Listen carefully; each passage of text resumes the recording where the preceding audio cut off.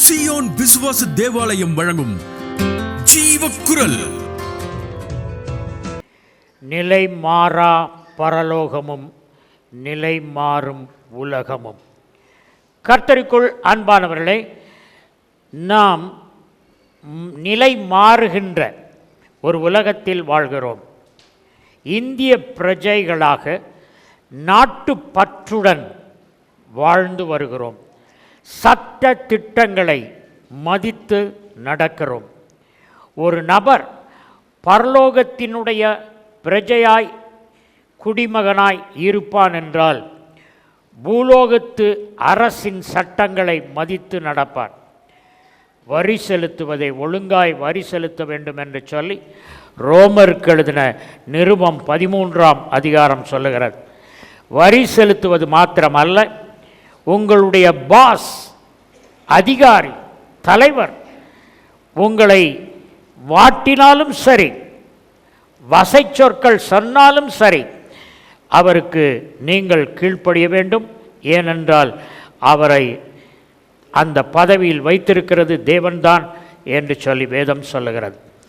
அரியணையில் அரசர்களை ஏற்றுபவரும் என் தேவன்தான். அரியணையிலிருந்து அதிகாரத்தை பறித்து மக்களை இறக்குவதும் தேவன்தான்.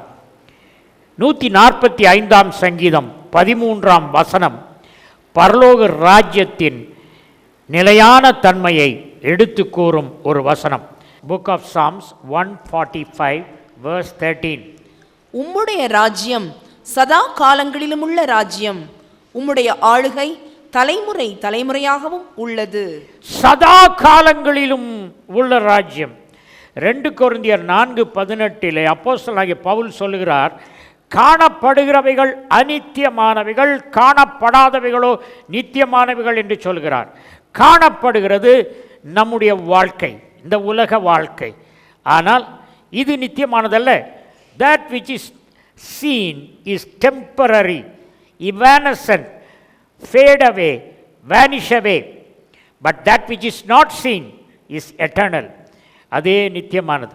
நம்மளாம் நித்திய ராஜ்யத்தின் பிரஜைகளாக இருக்கிறோம். அடுத்த ராஜ்யம் பிசாசின் ராஜ்யம். பிசாசுக்கு தெரியும் அவனுடைய ராஜ்யம் சீக்கிரத்தில் முடிவடைய போகிறது என்று. சாத்தானுக்கு நல்லா தெரியும். அவனுக்கு உணர்ந்துட்டான். அவனுக்கு தெரியும் ஒரு காலம் வருகிறது.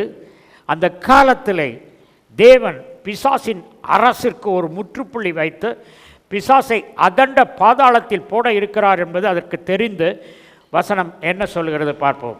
மத்தேயு 8ஆம் அதிகாரம் 29ஆம் வசனம். அவர்கள் அவரை நோக்கி, இயேசுவே, தேவனுடைய குமாரனே, எங்களுக்கும் உமக்கும் என்ன? காலம் வருமுன்னே எங்களை வேதனைப்படுத்த இங்கே வந்தீரோ என்று கூப்பிட்டார்கள். காலம் வருவதற்கு முன்பாகவே எங்களை வேதனைப்படுத்த வந்தீரோ? ஒரு காலம் வருகிறது, அந்த காலத்தில் நாங்கள் எல்லாரும் வேதனைப்படுவோம். ஆகவே அந்த காலத்துக்கு முன்னால் வேதனைப்படுத்தாதங்கப்பா அப்படின்னு பிசாசு வேண்டிக் கொள்கிறதை பார்க்கிறோம். கர்த்தருக்குள் அன்பானவர்களே, இயேசு கிறிஸ்துவின் ராஜ்யம் என்றென்றைக்கும் நிலைத்து நிற்கும் ராஜ்யம். பிலாத்து இயேசு கிறிஸ்துவின் இடத்தில் ஒரு கேள்வியை கேட்டான். John's gospel chapter 18. அப்பொழுது பிலாத்து மறுபடியும் அரமனைக்குள் பிரவேசித்து இயேசுவை அழைத்து, நீ யூதருடைய ராஜாவா என்று கேட்டான். இயேசு அவனுக்கு பிரதியுத்தரமாக, நீரா இப்படி சொல்லுகிறீரோ, அல்லது மற்றவர்கள் என்னை குறித்து இப்படி உமக்கு சொன்னார்களோ என்றார். பிலாத்து பிரதியுத்தரமாக, நான் யூதனா? உன் ஜனங்களும் பிரதான ஆசாரியரும் உன்னை என்னிடத்தில் ஒப்பு கொடுத்தார்கள், நீ என்ன செய்தாய் என்றான். இயேசு பிரதியுத்தரமாக, என் ராஜ்யம் இவ்வுலகத்திற்குரியதல்ல. என் ராஜ்யம் இவ்வுலகத்திற்குரியதானால் நான் யூதரிடத்தில் ஒப்பு கொடுக்கப்படாதபடிக்கு என் ஊழியக்காரர் போராடி இருப்பார்களே. இப்படி இருக்க என் ராஜ்யம் இவ்விடத்திற்குரியதல்ல என்றார். நான் ராஜாதான், ஆனால் என் ராஜ்யம் இந்த உலகத்திற்குரியது அல்ல என்று சொன்னார். ஒரு காலம் வருகிறது, அந்த காலத்திலே தேவனுடைய ராஜ்யம் அவருக்கு நிரந்தரமாக பூலோகத்தில் வருகிறதாக இருக்கிறது. கர்த்தருக்குள் அன்பானவர்களே, இதே காரியத்தை சங்கீத புத்தகத்தில் மீண்டும் மீண்டும் சொல்லப்பட்டிருக்கிறது. 45ஆம் சங்கீதம் 6ஆம் வசனம். தேவனே, உமது சிங்காசனம் என்றென்றைக்கும் உள்ளது, உமது ராஜ்யத்தின் செங்கோல் நீதியுள்ள செங்கோலாயிருக்கிறது. கர்த்தருக்குள் அன்பானவர்களே, பரலோகத்தில் தேவதூதன் எக்காலம் ஊதும் பொழுது பூலோகத்தில் அடுத்த கட்டம் ஏற்படுகிறது. 6ஆம் தூதன் எக்காலம் ஊதிவிட்டான். 7ஆம் தூதன் எக்காலத்தை எடுத்து விட்டான். 7ஆம் தூதன் எக்காலம் ஊதுகிற வேளையில் என்ன நடக்கும் என்று சொன்னால், பிசாசின் ராஜ்யங்கள் காலம் முடிவடைந்து அது முற்றுப்பெறும் அரசாக மாற இருக்கிறது. வெளிப்படுத்தின விசேஷம் 11ஆம் அதிகாரம் 15ஆம் வசனம். 7ஆம் தூதன் எக்காலம் ஊதினான். அப்பொழுது உலகத்தின் ராஜ்யங்கள் நம்முடைய கர்த்தருக்கும் அவருடைய கிறிஸ்துவுக்கும் உரிய ராஜ்யங்களாயின. அவர் சதா காலங்களிலும் ராஜ்யபாரம் பண்ணுவார் என்னும் கெம்பீர சத்தங்கள் வானத்தில் உண்டாயின. அவர் சதா காலங்களிலும் ஆளுகை செய்வார் என்று வானத்திலிருந்து ஒரு சத்தம் உண்டாயிற்று. கர்த்தருக்குள் அன்பானவர்களே, நாமெல்லாம் என்றும் உள்ள அந்த ராஜ்யத்தின் குடிமக்கள். ஆகவே அந்த ராஜ்யத்திற்குரிய சிந்தனை, தேவனுக்கு 3 கனவுகள். ஒரு கனவு காலனைஸ் ஆக்க வேண்டும், அதாவது இந்த உலகமானது பரலோகத்தின் எக்ஸ்டென்ஷனாக மாற வேண்டும். தேவன் ஏதேன் தோட்டத்தை படைத்த பொழுது, ஏதேன் தோட்டம், the garden of Eden was an extension of heaven. அது ஒரு அனெக்ஸ் எக்ஸ்டென்ஷன். ஆகவே தேவன் நினைத்தால் போதும், எழுந்து நடந்து தாம் படைத்த ஆதாம் ஏவாளோடு நடை போடுவார். So heaven and garden of Eden very close, connected together. Outpost of heaven was the garden of Eden. ஒரே ஒரு பரலோக ராஜ்யம் மாத்திரம் இருந்தது. ஆளுகையின் பொறுப்பை தேவன் ஆதாம் ஏவாளுக்கு கொடுத்தார். அந்த ஆளுகையின் பொறுப்பை இழந்ததினாலே இன்னொரு ராஜ்யம் உலகத்தில் தோன்றலாயிற்று. பரலோக ராஜ்யம் தவிர பூலோக ராஜ்யத்தின் ஒரு பகுதி தோன்றலாயிற்று என்று நாம் பார்க்கிறோம். தேவனுடைய சிங்காசனம் என்றும் நிலைத்திருக்கும் சிங்காசனம். அந்த சிங்காசனத்தின் அந்த ஆட்சியின் கீழே நாம் எல்லாம் பிரஜைகளாக இருக்கிறோம். ஆனால் இந்த உலகத்தில் வாழும் பொழுதே நாம் நாட்டு பற்று உடையவர்களாக நம்முடைய நாட்டிற்கு சட்ட திட்டங்களை மதித்து நடக்க வேண்டும். அதுபோக இந்த உலகத்திற்கு ஏற்ற வேஷம் தெரியாமல் நாம் இருக்க வேண்டும். ரோமர் 12ஆம் அதிகாரம் 2ஆம் வசனம் என்ன சொல்லுகிறது பார்ப்போம். நீங்கள் இந்த பிரபஞ்சத்திற்கு ஒத்த வேஷம் தெரியாமல் தேவனுடைய நன்மையும் பிரியமும் பரிபூர்ணமான சித்தம் இன்னதென்று பகுத்தறியத்தக்கதாக உங்கள் மனம் புதிதாகிறதினாலே மறுரூபமாகுங்கள். கர்த்தருக்குள் அன்பானவர்களே, மனம் புதிதாகிறதுனாலே மறுரூபமாக வேண்டும். பரலோகவாசியாய் மறுரூபமாக வேண்டும். பூலோகவாசியாய் வாழ்ந்த நாம் நம்முடைய நிரந்தர ராஜ்யமாகிய பரலோக ராஜ்யத்தின் வாசிகளாக நாம் மாற வேண்டும். லூக்கா 6:43 சொல்லுகிறது, கெட்ட கனி தரும் நல்ல மரமும் இல்லை, நல்ல கனி தரும் கெட்ட மரமும் இல்லை என்று சொல்லப்பட்டிருக்கிறது. அதை போல நல்ல பரலோக ராஜ்யம் அது கெட்ட கனிகளை தராது. அதே போல பூ உலக பிசாசின் ராஜ்யங்கள் நமக்கு நன்மையானதை தராது. தேவனுடைய ராஜ்யத்தை புளித்த மாவுக்கு ஒப்பிட்டு பேசுகிறதை நாம் பார்க்கிறோம். 3 படி மாவு இருக்குது. கோதுமை மாவு, அரிசி மாவு, எந்த மாவுன்னு வச்சுக்குவோம். அதில் கொஞ்சம் ஈஸ்ட் புளித்த மாவை போடுறாங்க. இப்போது நிறையா இருக்கிறது கோதுமை மாவு, புளிப்பில்லா கோதுமை மாவு. போடப்பட்டது 1 டீஸ்பூன் புளிப்புள்ள மாவு. இப்போ என்ன செய்யணும்? மெஜாரிட்டி என்னது? புளிப்பில்லா கோதுமை மாவு. மைனாரிட்டி என்னது? ஈஸ்ட், புளிப்புள்ள மாவு. இப்போ என்ன செய்யணும்? மெஜாரிட்டி தானே வின் பண்ணணும். ஆனால் சைலண்ட்டாக இந்த புளித்த மாவு அந்த 3 படி மாவை புளிக்க செய்யும். அடுத்த நாள் காலையில் பார்த்தா புளித்த மாவு எங்கே போச்சு? அது எல்லாரோடும் கலந்து எல்லாரையும் புளிப்புள்ள மாவாய் மாற்றியது. ஒரு கிறிஸ்தவரை கொண்டு போய் ஒரு கிராமத்தில் வைத்தால் அவன் அந்த கிராமத்தையே கிறிஸ்தவனாக மாறிடுவான், பரலோகவாசியாக மாற்றிடுவான். அதுக்கு தாங்க நம்ம ரட்சிப்பு. எதற்கு நீங்கள் ரட்சிக்கப்பட்டீர்கள் என்று கேட்டால் என்ன சொல்லணும்? நீங்கள் செத்தவுடன் பரலோகத்துக்கு போவதுக்கு ரட்சிக்கப்பட்டோம். அதுக்கு தானா? அதுக்கு இல்லை. எதற்கு ரட்சிக்கப்பட்டோம் என்று சொன்னால், நாம் பரலோக வாசிகள் என்பதற்காக ரட்சிக்கப்பட்டோம். பரலோகம் எப்படிப்பட்டது என்பதை, பரலோகத்தை பூலோகத்திற்கு கொண்டு வருவது தான் நம்முடைய நோக்கம். ஆகவே we are belonging to citizens of heaven. We have to behave like citizens of heaven and bring heavenly culture to the earthly culture. பரலோக கலாச்சாரம் பூலோகத்துக்கு வர வேண்டும். தேவன் பூமியை அவருடைய பரலோகத்தின் எக்ஸ்டென்ஷனாக மாற்ற விரும்பினார். ரெண்டாவது, அந்த பூலோகத்தில் இருக்கும் மக்கள் பரலோக கலாச்சாரத்தை பின்பற்ற வேண்டும் எண்ணினார். மூன்றாவது, he wanted to build a community. There is a subject called philology. Philology is a subject, தமிழில் மொழியியல்.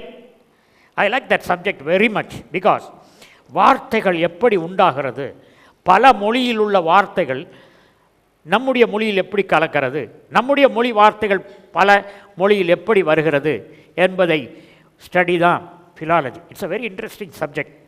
எப்படி ஒவ்வொரு வார்த்தையும் பிறந்தது என்று உதாரணத்துக்கு சிலது சொல்ல விரும்புகிறேன். வெட்டப்படுவது வேஷ்டி என்று அழைக்கப்படுகிறது, துண்டிக்கப்படுவது துண்டென்று சொல்லப்படுகிறது, மலைத்து நிற்கச் செய்வதை மலை என்கிறோம். அதை போல பல வார்த்தைகள் எப்படி பிறந்தன என்று பார்ப்போம். உதாரணமாக, ஏஜர் என்று சொன்னால் தாவரம், தாவர இயல், அக்ரி கல்ச்சர், ஏஜர் கல்ச்சர், கல்ச்சுரா லாட்டின் லாங்குவேஜ் இல்லை கல்ச்சுரா, அதிலிருந்து வந்து ஏஜர். அதுக்கப்புறம் ஹார்டிகல்ச்சர், ஹார்டஸ், ஹார்டஸ் ஹார்டஸ் என்று சொன்னால் கார்டன்னு பொருள். தாவரங்கள், பழங்கள் இதெல்லாம் வரக்கூடிய அந்த இடம்தான் இது. ஆகவே ஒவ்வொரு வார்த்தைகளும் இப்படி உண்டாயிருக்கின்றன. தேவன் பரலோக கலாச்சாரத்தை நாம் உடையவர்களாக இருக்க வேண்டும் என்று விரும்புகிறார். ஒன்று கேட்குறேன், பரலோகத்தில் நோய் இருக்குதா? பரலோகத்தில் நோய் இருக்குமா? நோய் கிடையாது, எந்த நோயும் கிடையாது பரலோகத்தில். அப்போ பரலோகத்தில் நோய் கிடையாது. உம்முடைய சித்தம் பரலோகத்தில் செய்யப்படுவது போல பூமியிலும் செய்யப்படுவதாக அப்படின்னு சொன்னால் பரலோகத்தின் தேவ சித்தம் என்னது? நோய் கிடையாது. இந்த உலகத்தில் பரலோகத்தின் பிரஜைகளாக இருக்கிற நமக்கு நோய்க்கும் சம்மதம் இல்லை. நான் சேலஞ்சு பண்ணுறேன், எந்த நோயும் வராதுன்னு சொல்ல முடியுமா? சொல்ல முடியல. ஏன்? நான் கேட்குறதெல்லாம் காலையிலேருந்து சாயங்காலம் வரைக்கும் ஃபோனில் நல்லா தான் இருந்தாருங்க, நெஞ்சு வலி வந்துருச்சு பாஸ்டர்.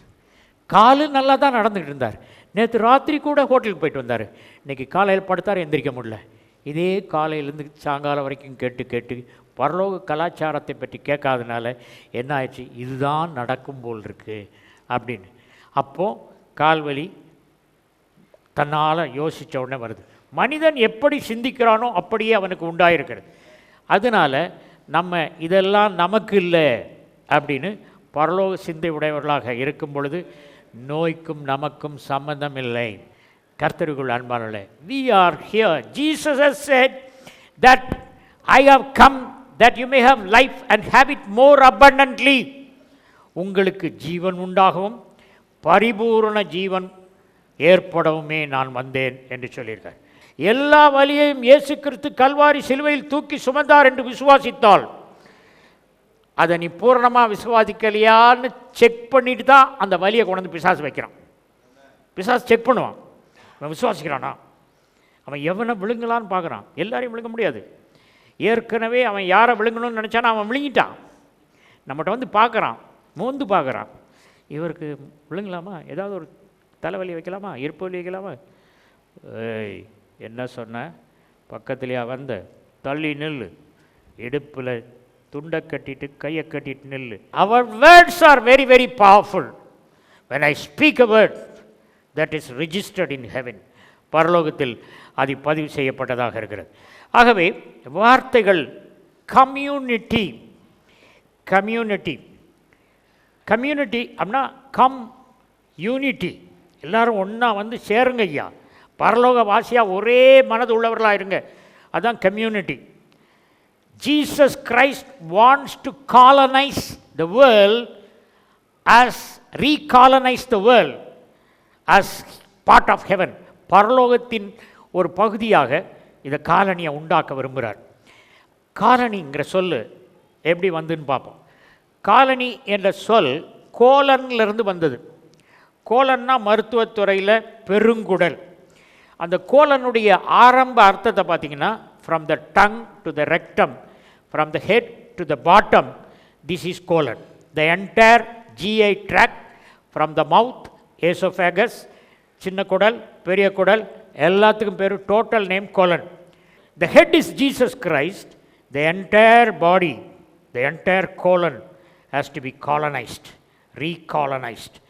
அவர் சிந்திக்கிற மாதிரி நம்ம சிந்திக்கணும். பூலோகத்தில் நீங்கள் எதை கட்டுவீர்களோ பரலோகத்தில் அது கட்டப்பட்டிருக்கும் அப்படின்னு தான் மொழிபெயர்ப்பு இருக்குது. ஆனால் ஒரிஜினல் மொழிபெயர்ப்பு, பூலோகத்தில் நீங்கள் எதை கட்டப்போகிறீர்களோ அது ஏற்கனவே பரலோகத்தில் கட்டப்பட்டாயிற்று. பூலோகத்தில் எதை கட்டவிழ்க்கிறீர்களோ அது ஏற்கனவே பரலோகத்தில் கட்டவிழ்க்கப்பட்டாயிற்று. Whatever you permit on earth has been permitted already in heaven. Whatever you forbid on earth is already forbidden in heaven. அப்போ நம்ம என்ன செய்யணும்? பரலோகம் எதெல்லாம் ஃபர்பிட் பண்ணியிருக்கு, எதெல்லாம் நிறுத்தி வச்சிருக்கு அப்படிங்கிறத பார்த்து நம்ம பூலோகத்தில் நிறுத்தணும். வேண்டாதது எல்லாம் பரலோகம் நிறுத்தி வச்சிருக்கு. நம்ம தான் ரசீது போட்டு கொடுப்பா, தலைவலியை கொடு, பயத்த வலியை கொடு அப்படின்னு ரசீது போட்டு வாங்கியிருக்கோம் பிசாசிட்ட. சும்மா கொடுக்கல, அவன் ரசீது போட்டு வாங்கியிருக்கான். என்னைக்கு நீங்கள் ரசீது கொடுத்தீங்களோ அன்னைக்கு நீங்கள் யார்? Heart patient, diabetic patient. உம்முடைய ராஜ்யம் என் உடலில் வருவதாக. அந்த ராஜ்யம் உடலில் வந்துச்சுன்னா நோய் இருக்குமா? அந்த ராஜ்யம் உடலில் வந்துன்னா பாவர்ட்டி இருக்குமா? நம்ம என்ன நினைக்கிறோம்? எண்ணத்தை குடிப்போம், எண்ணத்தை சாப்பிடுவோம், எண்ணத்தை உடுப்போம். இதெல்லாம் அபரிமிதமாக இருக்குது. 1 ராஜாக்களின் புத்தகம் 10ஆம் அதிகாரம் 23ஆம் வசனம். பூமியின் சகல ராஜாக்களை பார்க்கிலும் ராஜாவாகிய சாலமோன் ஐஸ்வர்யத்திலும் ஞானத்திலும் சிறந்தவனாயிருந்தான். சாலமோன் ராஜாவினுடைய ஆட்சி காலத்தில் பார்த்தீங்கன்னா வெள்ளி எல்லாம் கல் மாதிரி தான், நம்ம ரோட்டில் கிடக்கிற கல் மாதிரி தான் வெள்ளி எல்லாம் இருந்தது. அதை பாருங்கள், 1 ராஜாக்கள் 10:27. எருசலேமிலே ராஜா வெள்ளியை கற்கள் போலவும் கேதுரு மரங்களை பள்ளத்தாக்குகளில் இருக்கும் காட்டத்தி மரங்கள் போலவும் அதிகமாக்கினான். பாருங்க, வெள்ளியெல்லாம் கல் மாதிரியா ராஜாவுக்கு. ஆனால் சாலமோனிலும் பெரியவர் சக்கரவர்த்தி இயேசு கிறிஸ்து இருக்கிறார். அவர் எனக்கு கொடுத்த அபிஷேகம் கிங்லி அனாயிண்டிங், அரச அபிஷேகம். அவர் சொன்னார், நான் பூலோகத்தில் இருக்கும் பொழுது ராஜாவாக இருந்தேன், இப்பொழுது பரலோகத்தில் இருக்கும் பொழுது ராஜாதி ராஜாவாக இருக்கிறேன். பூலோகத்தில் இருக்கும் பொழுது என்னை ராஜா என்று விசுவாசிக்கிறவர்கள் நான் செய்த காரியத்தை கிரியையை செய்வார்கள். பரலோகத்தில் இருக்கிற என்னை ராஜாதி ராஜா என்று விசுவாசிக்கிறவர்கள் சக்கரவர்த்தியின் அபிஷேகத்தை பெற்றுக்கொள்வார்கள் என்று சொன்னார். கிங்லி அனாயிண்டிங்கை விட 1000 times greater is the emperor anointing or imperial anointing. 1987 கடலூரில் நான் இடிமுழக்க கருத்தரங்கு நடத்துவோம். அது எப்படின்னு சொன்னால் ஷெட்யூல் கிடையாது.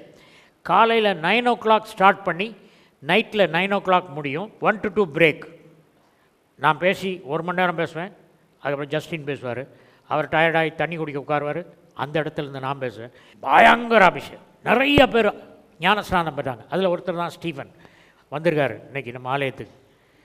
அப்போ ஒரு நாள் ஒரு மெடிக்கல் டாக்டர் தஞ்சாவூர்லேருந்து பிசாசு பிடிச்சவனை கூப்பிட்டு வந்தாங்க. தலையில் வச்சு இந்த name of Jesus Christ of Nazareth demon leave அப்படின்னு தலையிலேருந்து மஞ்ச புகை அப்படி போகுது. எல்லாரும் இருமுறாங்க. என்னன்னு சொன்னால் sulphur tie-oxide SO2 was coming out from her head. Sulphur tie-oxide. எல்லாருக்கும் இருமல். அதுக்கப்புறம் பிசாசு போச்சு. கர்த்தருக்குள் அன்பானவர்களே, நீங்கள் தேவ சாயலிலும் ரூபத்தின்படியும் படைக்கப்பட்டவர்கள். ஆதாம் இழந்து போன அந்த தேவ சாயலையும் ரூபத்தையும் இயேசு கிறிஸ்து திருப்பி உங்களுக்கு கொடுத்ததினாலே உங்களுடைய கரத்தில் அபிஷேகம், எல்லையற்ற அபிஷேகம் இருக்கிறது என்று பார்க்கிறோம். அப்போ சீபா ராணி சாலமோனை பார்த்து சொல்றா, 1 ராஜாக்கள் 10:7, நான் வந்து அதை என் கண்களால் காணுமட்டும் அந்த வார்த்தைகளை நான் நம்பவில்லை. இவைகளில் பாதியாகிலும் எனக்கு அறிவிக்கப்படவில்லை என்று காண்கிறேன். நான் கேள்விப்பட்ட பிரஸ்தாபத்தை பார்க்கிலும் உம்முடைய ஞானமும் செல்வமும் அதிகமாயிருக்கிறது. நான் கேட்டதை விட உங்கள் ஞானமும் செல்வமும் அதிகமாக இருக்கிறது அப்படின்னு சொல்லப்பட்டிருக்கு. நம்ம ராஜாதி ராஜா அவரை பற்றி தெரியணும். நம்ம அப்பா யாருன்னு தெரியணும்.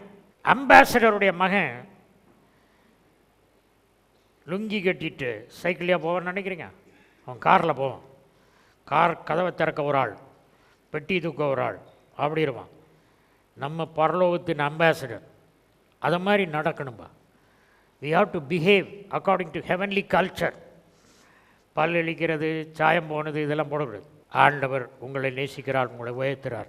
when there is a poverty mentality, poverty will grip you and pull you down. நம்ம ராஜாவை பற்றி கொஞ்சம் கேளுங்க. அவர் நமக்கு கட்டியிருக்க கட்டடத்தை பற்றி கொஞ்சம் பார்ப்போம். வெளிப்படுத்தின விசேஷம் 21ஆம் அதிகாரம் 18 21 வரைக்கும். அதன் மதில் வச்சிரக்கல்லால் கட்டப்பட்டிருந்தது. நகரம் தெளிந்த பளிங்குக்கு ஒப்பான சுத்த பொன்னாயிருந்தது. நகரத்து மதிலின் அஸ்திபாரங்கள் சகலவித ரத்தினங்களினாலும் அலங்கரிக்கப்பட்டிருந்தன. முதலாம் அஸ்திபாரம் வச்சிரக்கல், இரண்டாவது இந்திரநீலம், மூன்றாவது சந்திரகாந்தம், நான்காவது மரகதம், ஐந்தாவது கோமேதகம், ஆறாவது பதுமராகம், ஏழாவது ஸ்வர்ண ரத்தினம், எட்டாவது படிகப்பச்சை, ஒன்பதாவது புஷ்பராகம், பத்தாவது வைடூரியம், 11வது சுனீரம், 12வது சுகந்தி. இவைகளே. பாரு, அவர் அஸ்திவாரம் போட்ட கல்லை பற்றி சொல்லியிருக்கு. இதில் நான் கேட்டேன் ஆவியானவர்கிட்ட, எங்கள் அப்பா இயேசு கிறிஸ்துவுக்கு நான் ஏதாவது கொடுக்கணும், என்ன செய்கிறது அப்படின்னு கேட்டேன். அது சொன்னால் அவர் ரொம்ப பிரியமானதெல்லாம் இந்த 12 விதமான கற்கள் தான் அப்படின்னார். இந்த 12 விதமான கற்களை நான் வாங்கி வச்சுருக்கேன். It cost me so many lakhs. இவ்வளோண்டு கல்லுக்கு அவ்வளோ விலை. அவர் அஸ்திவாரம், பில்டிங்க்கு அஸ்திவாரம் போட்டது இவ்வளோதான். அதுதான்ப்பா எங்கள் அப்பா. அவங்க பிள்ளைனா கைவிடுவாரா? கண்டுனை அழைத்த தேவன் கைவிட மாட்டார். Book of Job chapter 22 verse 28. நீ ஒரு காரியத்தை நிர்ணயம் பண்ணினால் அது உனக்கு நிலைவரப்படும். நீ ஒரு காரியத்தை தீர்மானம் பண்ணிட்ட, இந்த நோய் போகணுன்னு தீர்மானம் பண்ணிட்ட, அந்த நோய் போய் தான் ஆகணும். அதுக்கப்புறம் என்ன சொல்லியிருக்கு? உம்முடைய பாதைகளில் வெளிச்சம் பிரகாசிக்கும். நோய் என்பது இருள், நோய்க்கும் நமக்கும் சம்மதம் இல்லை. பலவீனம் இருள், பலவீனத்திற்கும் நமக்கும் சம்மதம் இல்லை. The kingdom of God is coming. There are two words, kingdom of heaven, kingdom of God. இந்த உலகமும் kingdom of God தான் ஒரு அர்த்தத்தில். பிசாசு சொன்னால் இந்த உலகமெல்லாம் எனக்கு கொடுக்கப்பட்டிருக்கிறது, என்னை வணங்கு, இதை நான் உனக்கு தந்துடுறேன் அப்படின்னு சொல்லி இயேசுகிட்ட சொன்னான். அவர் வணங்கலை. வணங்காமல் சிலுவையில் போய் அதை வாங்கி நமக்கு கொடுத்துருக்கார். உலகமும் அதன் மகிமையும் அவர் சிலுவையில் போய் வாங்கி யார் கொடுத்துருக்கார்? அவர் எடுத்துகிட்டு போயிட்டாரா பரலோகத்துக்கு? அவருக்கு எதுக்கு பரலோகத்தில்? அதுதான் பெரிய ராஜ்யமாச்சே. அது பெரிய வைரக்கற்கள் அஸ்திபாரம் போடப்பட்ட ராஜ்யம் ஆயிடுச்சே. அதெல்லாம் நம்மகிட்ட தான் கொடுத்துருக்கார். You tap the resources of heaven. Resources of heaven are there for you to tap it onto your life. பரலோகத்தின் செல்வங்கள் அவ்வளோ செல்வந்தராக வச்சுருக்குது. நம்மளை ஏழையாக பார்க்கறதுக்கு இல்லை, நம்முடைய தேவைகளை சந்திப்பதற்கு. நோயுற்றவர்களை நோயை பார்த்து பேசுங்கள், உடல் உறுப்புகளோடு பேசுங்கள், ஆரோக்கியம் வரும். God is great. நம்ம தேவன் யாருன்னு தெரியணும், அவரை பற்றி படிங்க. நம்ம தேவன் எப்படிப்பட்டவர் என்று படிப்பதற்கு நான் உலகத்தில் வந்த உடனே சமயத்தில் என்னை ஆண்டவர் ஊழியத்துக்கு அனுப்பினார். ஊழியத்துக்கு வந்தபோது நான் ஆண்டவர்கிட்ட ஒரு கான்ட்ராக்ட் போட்டேன். எங்கள் வீட்டுக்கு எத்தனையோ பேர் வராங்க, நான் விசுவாச ஊழியம் செய்கிறேன் பாஸ்டர் அப்படின்னு கை கட்டி நிற்பாங்க. என்னையா வேணும்னுவேன், ஏதாவது கொஞ்சம் காசு கொடுங்க. விசுவாச ஊழியம்னா எல்லாத்தையும் போய் காசு வாங்குறதானோ, அப்படி தான் எனக்கு எண்ணம் வந்துடுச்சு. என்னையும் ஆண்டவர் விசுவாச ஊழியத்துக்கு அழைத்த போது ஒரு வீட்டில் போய் உட்கார்ந்து நான் ஆண்டவர்கிட்ட பேசினேன். I put a contract. அவர் God is a God of contract. உடன்படிக்கையின் தேவன். ஆதாமின் உடன்படிக்கை, ஏதேனின் உடன்படிக்கை, நோவாவின் உடன்படிக்கை, தாவீதின் உடன்படிக்கை, எல்லாம் உடன்படிக்கை. அவர் கான்ட்ராக்ட் போட்டால் அவருக்கு ரொம்ப பிரியம். அப்போ நான் கான்ட்ராக்ட் போட போனேன். ஆண்டவரே, என்னை விசுவாச ஊழியம்னு சொல்லிட்டு நீங்கள் கூப்பிட்றீங்க, நானும் யார்ட்டையும் போய் கை கட்டி காசு கொடுன்னு சொல்ல மாட்டேன். நீங்கள் காசு கொடுக்கணும் பரலோகத்திலேருந்து. அவர் சொன்னார், அதுக்கு முந்தி நான் உன்னை டெஸ்ட் பண்ணுவேன், நீ அந்த டெஸ்ட்டில் பாஸ் பண்ணும். அப்படின்னா தான் அவ்வளோ சீரும் செழிப்புமாக இருந்தவன் டீ கடையில் போய், நாயர் டீ கடையில் போய் கேக் சுற்றி கொடுத்துற இதில் இருந்தேன், உண்மையாக இருந்தேன். அந்த நேரத்தில் கர்த்தர் சொன்னார், I am going to raise you up because you pass the test. நீ முறுமுறுக்கலை, ஊழியத்துக்கு வந்தேன் இப்படி கஷ்டப்படுறேன்னு முறுமுறுக்கலை, உன்னை ப்ரமோட் பண்ண. இன்றைக்கி ப்ரமோட் பண்ணியிருக்கிறேன். யாராவது என்ன வேணும்னு கேட்டால், உங்களுக்கு என்ன வேணும்னு சொல்லுங்கள், நான் தரேன்னு சொல்லுவேன். ஏன்னா அப்படி கர்த்தர் வைத்திருக்கிறார். கர்த்தர் நல்லவர் என்பதை ருசித்து பாருங்கள். ஜீவக்குரல் 14/1 மங்கம்மாள் சாலை, KK நகர் அஞ்சல், திருச்சி 620021, தமிழ்நாடு, தென்னிந்தியா. மொபைல் எண் 919025432432.